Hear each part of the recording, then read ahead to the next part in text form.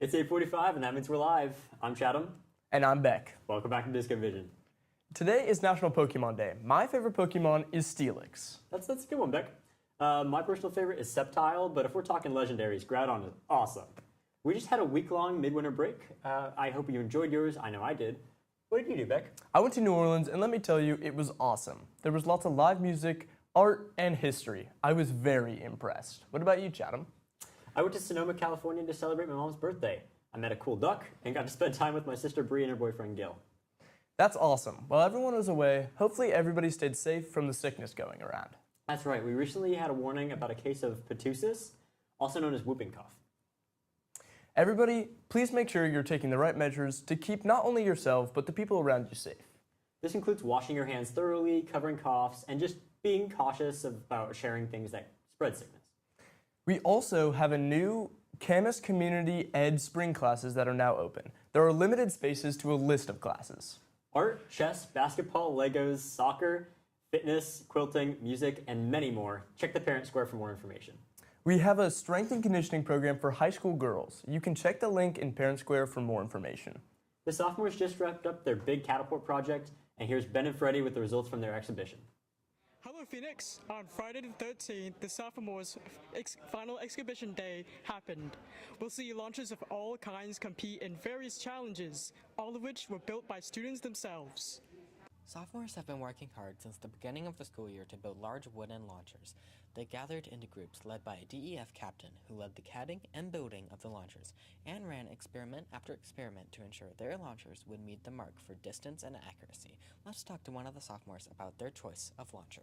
I chose to make a combination of a trebuchet and a catapult because I thought it would go far, but that ended up working out in the opposite direction because it's insanely accurate, however, it doesn't go that far. Thank you, Lily, and good luck on the competition. The competition itself has 3 challenges, where launchers compete in a tournament style with brackets.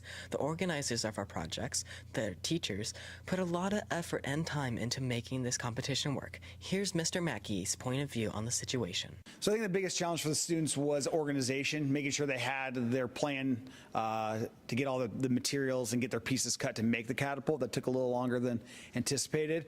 But overall, they did a really good job. They're super creative. The walkout songs and everything was awesome. I think the kids were really into it. So overall, I think they did an awesome job. Good job, sophomores, on the catapult project. This is Freddie from Disco Vision.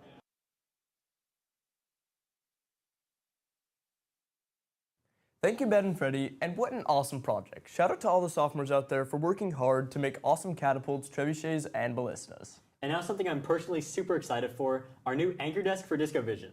Here's Aiden and Jaden with more information.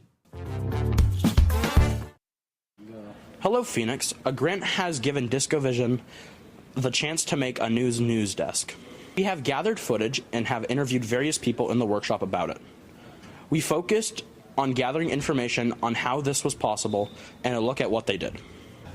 Yeah, so with the desk we're building for Disco Vision, we started with, well, we split into 2 different groups, and each group took on a different part. The group I was heading took over the desktop itself, which is a wood laminate of a bunch of different thicknesses of wood that all got glued together. And then we cut that out on the CNC, planed it down, and made it into a nice consecutive piece of tabletop. The other group worked on welding up the steel frame for it, so it'll be nice and plenty strong. So they welded the steel frame and then also made the wood fascia boards that'll go across the front that you'll actually see on camera. We were asked as a DEF class to make a desk for Disco Vision.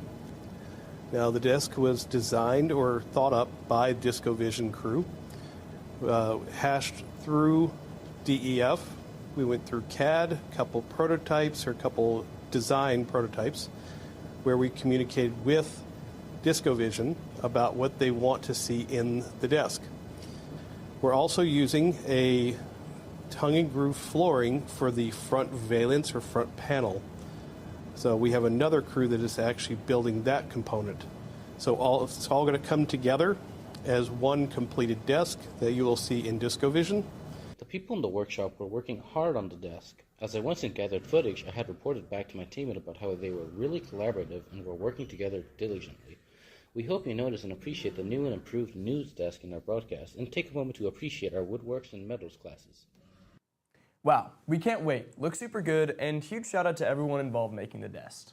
One last thing before we go, I want to share my personal favorite news so far. A new species of Spinosaurus was just announced February 19th of this year. Spinosaurus mirabilis, the proposed relative of the well-known Spinosaurus aegypticus, is introduced as a brand new species in the Spinosaurus genus. Sporting a thinner snout and a scimitar-shaped crest, this new addition is surely a fascinating new member of the Spinosaurus family, showing how diverse and specialized these giant predators could be. Wow, how fascinating. That's all for this episode. Have a great Friday, and we'll see you in the next one.